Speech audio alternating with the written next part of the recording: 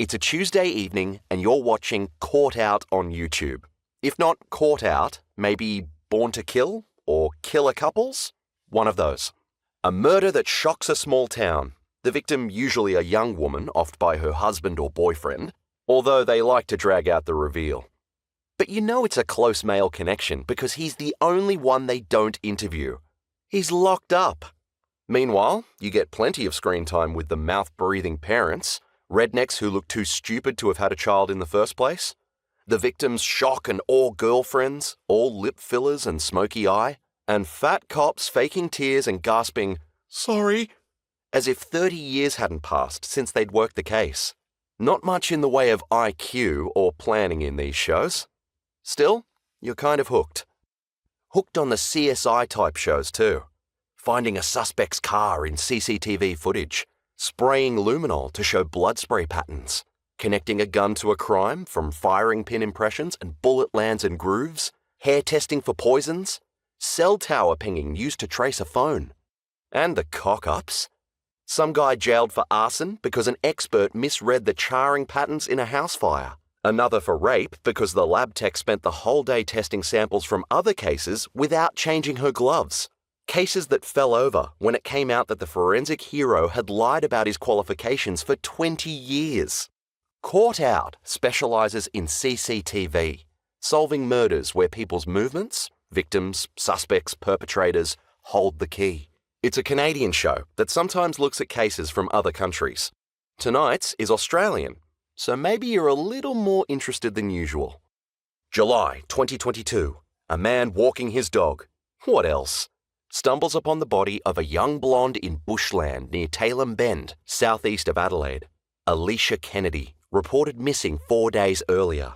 Raped and strangled. Her car abandoned in a sports centre car park. And here's footage of the car. As the narrator points out, there are cameras everywhere these days. ATMs, dash cams, traffic lights, above shop windows, bristling on the corners of buildings, aimed down at cash registers and along department store aisles.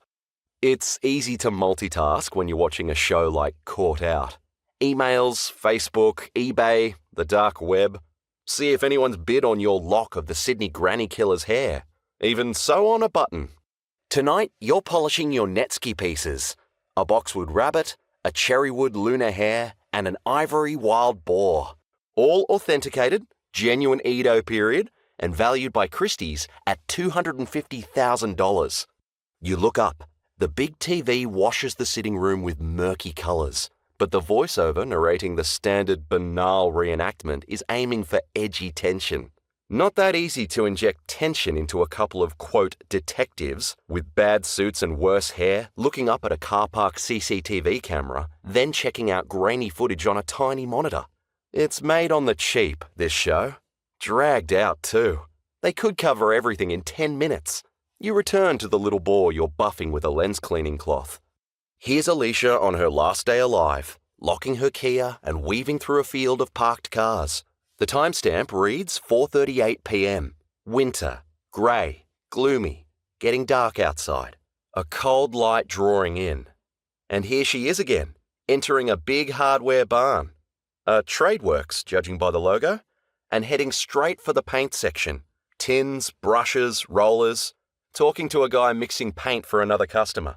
He points to a shelf behind her, and she turns. And here's the killer, lurking at the end of the aisle. An opportunistic killer in this case. A stranger. As if to reinforce that, the show jumps to Alicia's boyfriend, then her father, her uncle, and a handful of old boyfriends. None of them currently doing time.